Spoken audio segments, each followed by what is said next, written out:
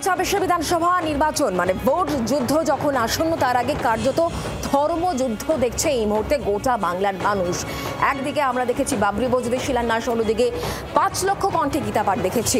দুটো রাজনৈতিক দলের কর্মকাণ্ড আপনারা দেখছেন, কিন্তু সিপিএম তাদের এই মুহূর্তে অবস্থান কি, তারা কি করতে চাইছে, তারা করছে কি, তারা জোরদার ক্যাম্পেইন করছে, সোশ্যাল মিডিয়ায় জোরদার ক্যাম্পেইনিং চলছে। এবং সেক্ষেত্রে যারা যারা এখানে পোস্ট করছেন, কি কি বিষয়ে পোস্ট করছেন সেটা একবার আপনাদেরকে জানানোর চেষ্টা করি। কারণ সম্প্রতি বাংলার মানুষ দেখছেন ধর্ম নিয়ে যা চলছে। সিপিএম এর অবস্থান কি, হাল খুঁজতে কখনো এসআইআর প্রসঙ্গে তরুণ সিপিএম নেতা তিনি পোস্ট করছেন যেখানে হিন্দু উদ্বাস্তু শব্দ ব্যবহার করা হচ্ছে। এখানে সিপিএম নেতাদের প্রকাশ্যে তারা যে দাবি করছেন মূল ইস্যু থেকে নজর ঘোরানোর চেষ্টা করা হচ্ছে। বাংলা বাঁচাও যাত্রাকে সামনে রেখে একাধিক ইস্যুকে তারা সামনে আনার চেষ্টা করছে। এবার আরও জোরদারভাবে নিজেদের বার্তা পৌঁছে দেওয়ার জন্য তারা ইতিমধ্যে নির্দেশ দিচ্ছেন একেবারে নিচু স্তরে। শুরু হয়েছে সোশ্যাল মিডিয়ায় লাগাতার ক্যাম্পেইন।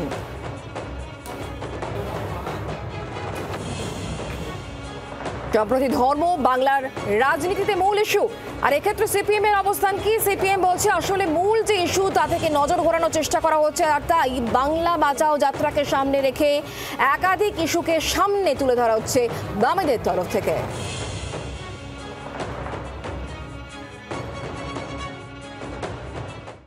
মুর্শিদাবাদে কেউ করবেন বাবরি মসজিদের শিলান্যাস, তৃণমূলের নেতা এমএলএ, কেউ করবেন নাকি সম্প্রীতি, কেউ করবেন নাকি অন্য কিছু। এসব তো বিজেপি তৃণমূল লোক দেখানো কাজ।